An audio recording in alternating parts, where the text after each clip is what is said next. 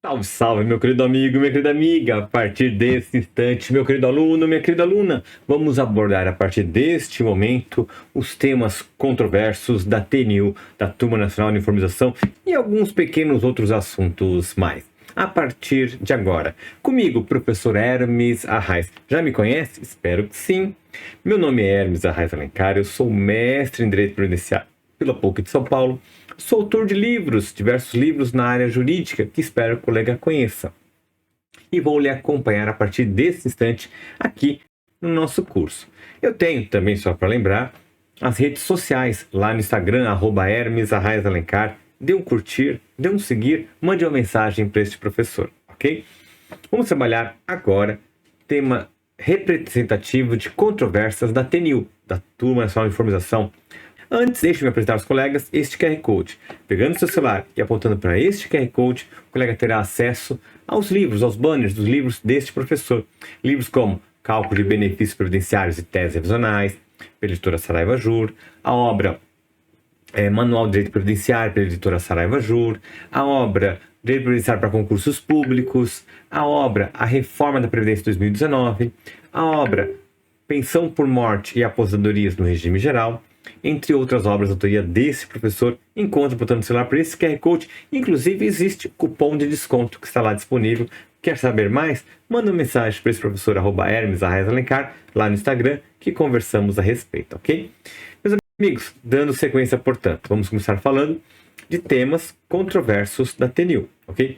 Então a TNU, a Turma Nacional de Uniformização, o objetivo dela é uniformizar o entendimento de direito previdenciário no âmbito dos juizados especiais federais, no âmbito nacional. E ao dirimir certas questões, proclama um tema controverso, venha a sanar um tema que até então era controverso, venha a pacificar. Vamos pegar, por exemplo, o primeiro tema para a gente conversar aqui. Veja, nós temos diversos temas, não dá nesse nosso tempo de pegar todos. Selecionei apenas alguns aqui para nossa conversa, para o nosso bate-papo. Vamos começar nossa conversa, nosso bate-papo com o tema 245. O que nos fala o tema 245 da TNU? Então veja, a questão que foi submetida a julgamento era saber se o benefício previdenciário concedido irregularmente, aquele que havia perdido a qualidade segurado, gera, em nome da manutenção da justa expectativa, direito à manutenção da qualidade segurado durante o período em que ele foi mantido ativo. Nós temos aqui situações: concessão indevida de um benefício, se vai gerar o efeito de resguardar a qualidade de segurado ou não. Exemplo, nós vamos ter, por exemplo, um caso em que o segurado ingressa com uma ação pedindo um auxílio-doença.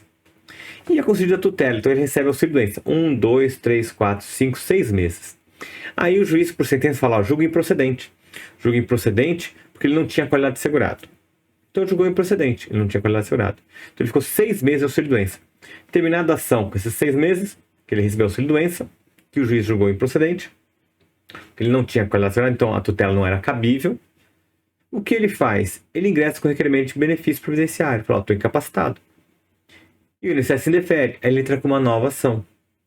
E nessa nova ação, a questão que se coloca: olha, ele tinha qualidade de segurado ou não tinha qualidade de segurado depois da primeira ação? Ele entrou com requerimento. Porque quando ele entrou com requerimento, alguns meses depois de cessado o auxílio-doença. E sabemos, quem recebe benefício previdenciário tem qualidade de segurado. E depois que cessa o benefício previdenciário, ele tem por mais 12 meses mantida a qualidade de segurado. Como que fica nessa hipótese, professor? É um rolo isso, porque ele recebeu o benefício, mas o juiz não considerou que era indevido, porque ele não tinha antes qualidade de segurado, a concessão foi indevida? Sim, é o que o juiz disse. Mas ele recebeu, efetivamente, no mundo fenomênico, ele recebeu o benefício por 6 meses. Passados 6 meses, ele tinha qualidade de segurado e mantém a qualidade de segurado por mais 12 meses. Então, o benefício indevido gera uma qualidade de segurado. E a controvérsia dirimida. Tema foi firmado no seguinte sentido: a invalidação do ato de concessão do benefício previdenciário não impede a aplicação do artigo 15, inciso 1, ao segurado de boa-fé. Então não impede a manutenção da qualidade de segurado. Ele recebeu o benefício indevidamente? Sim, mas o próximo 1 ano depois do recebimento do benefício indevido, ele tem mantido a qualidade de segurado, certo? Isso aqui é uma tábua de salvação bastante interessante, ok? Então o tema 245 é bastante proveitoso. Então nós vamos ter o INSS concedendo o benefício e depois falando, opa, concedi errado, para tudo. E cessa o benefício. Se ele fizer um novo requerimento na sequência, o INSS não pode dizer que ele perdeu a qualidade de segurado, porque aquele benefício que ele recebeu era indevido. Então ele estava lá 1, 2 anos recebendo benefício indevido, então 1, 2 anos sem contribuir, 1, 2 anos que ele estaria sem qualidade de segurado. Não. Tem qualidade de segurado sim, porque o benefício, ainda que indevido, garante a qualidade de segurado e a manutenção da qualidade de segurado, aquele período de graça, que é o artigo 15 da Lei 8.213. Entendido? Ficou claro? Então é um tema bastante interessante esse 245, hein? Bastante importante porque ele resguarda a qualidade de segurado. Claro que isso se houver boa fé. Não haverá boa fé se, por exemplo, o motivo da invalidação foi o documento que o segurado apresentou. Então, má fé, o segurado adulterou um documento e apresentou ao INSS. O INSS olhou o documento, considerou, depois foi apresentado, o documento adulterado. Então, houve má fé do segurado. O segurado teve má fé, ele que induziu o INSS em erro. Nessa hipótese, o benefício indevidamente concedido, irregular, ele vai gerar efeito de manter a qualidade de segurado, ok? Nessa hipótese. Mas se tiver boa fé, olha, eu fiz o requerimento e concedeu. Eu entrei em juízo, o juiz concedeu. Não teve má fé. Depois que o juiz, analisando melhor, achou que não era cabível o benefício. Okay? Então não há, nessa hipótese, má fé. Portanto, nessa situação, não há de se falar de hipótese de perda da qualidade de segurado. O benefício irregularmente garante a qualidade de segurado e garante a aplicação do artigo 15 da Lei 213, que é a manutenção da qualidade de segurado por um prazo de 12 meses, 24 meses, 36 meses, ok? Vamos agora para outro tema controverso. Vamos para o 195. O que nos fala 195? A questão submetida ao crivo da TNU. Saber qual o critério para a fixação do regime de compensação entre valores do benefício e benefícios inacumuláveis, ambos regularmente concedidos. Então agora são dois benefícios concedidos corretamente. Temos um benefício que foi concedido pelo INSS durante um período e um outro que foi concedido judicialmente. Só que judicialmente, o processo tramitou 10, 15, 20 anos. E durante os 10, 15, 20 anos, houve períodos em que ele recebeu, por exemplo, auxílio-doença. Auxílio-doença que dá um valor maior do que o benefício concedido judicialmente. O benefício concedido judicialmente é interessante porque ele vai continuar, por exemplo, aposentado até hoje, e é um período muito maior. Mas tem lapsos temporais em que o INSS pagou outro benefício inacumulável. Por exemplo, salário e maternidade. Salário e maternidade que é de valor maior.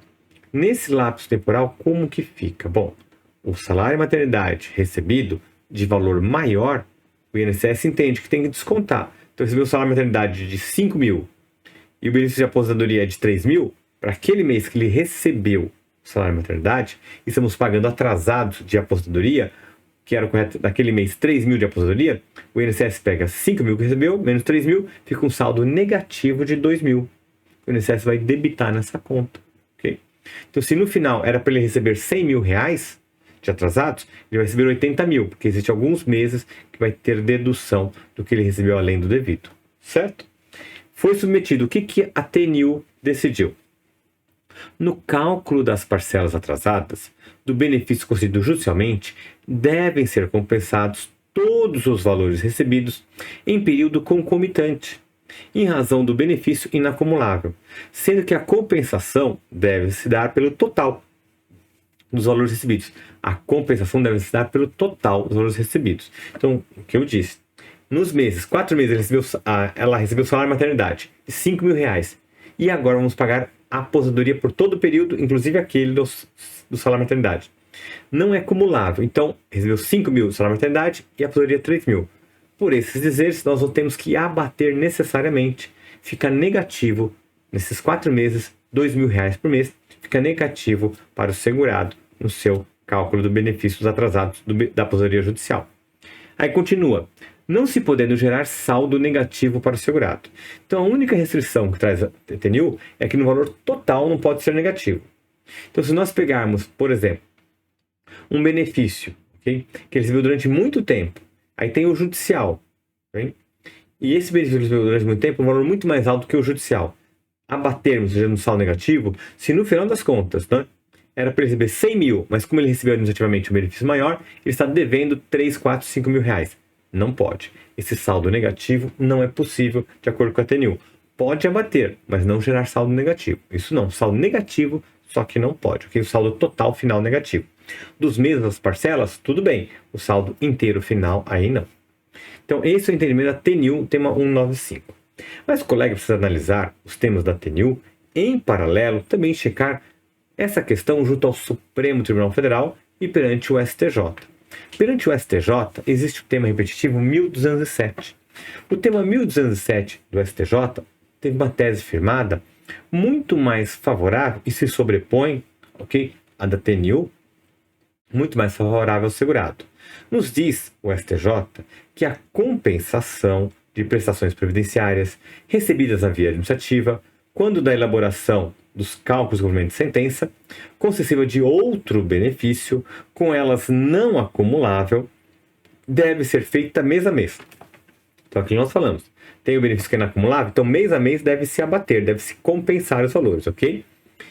No limite para cada competência do valor correspondente ao título judicial, não devendo ser apurado valor mensal ou final negativo, nem valor mensal e nem valor final. Vejam, cotejando os dois entendimentos, o tema da TNU e esse repetitivo do STJ, a gente observa que os dois determinam que haja compensação do valor que foi recebido mês a mês na seara administrativa em razão de outro benefício, ok? Os dois, porém, o da TNU é mais favorável ao INSS, que permite o desconto mensal, desde que o resultado final fique positivo para o credor. Já a TNU diz não pode o valor mensal ser negativo. Se o valor mensal resultar negativo, zera-se essa conta. Não vai nem aumentar e nem reduzir. Okay? Reduzir não pode reduzir. Bem? Então o montante total não pode ser negativo e também os valores mensais compensados não pode resultar valor negativo. Então, se, por exemplo, o salário maternidade durante 4 meses recebido 5 mil reais por mês e a aposentadoria agora está sendo paga, né, nos últimos 10 anos, que abarca um período de salário maternidade, 4 meses, esses meses, por esse tema do STJ, tem que ser zero. Apesar de ter 5 mil de salário maternidade e 3 mil é o correto de aposentadoria, não vai resultar saldo negativo de 2 mil por mês. Não vai. Okay? Fica zerado, esses 4 meses ficam zerados. Entendido, ok? Então o tema repetitivo do STJ é muito mais interessante, muito mais favorável, certo? Outro, vamos agora ao tema 204, que nos diz o objeto da controvérsia: saber se é possível a concessão da pensão por morte ao marido não inválido, na hipótese de óbito da esposa em data anterior a 5/10/88. Meus amigos, o nosso tempo já se esgotou, por isso eu vou encerrar aqui nesse instante, ok? E no próximo bloco nós continuamos com esse entendimento que é interessante. Então, eu aguardo os colegas, é um entendimento bastante oportuno que o colega precisa conhecer. Então, portanto, bons estudos, um forte abraço e até logo mais!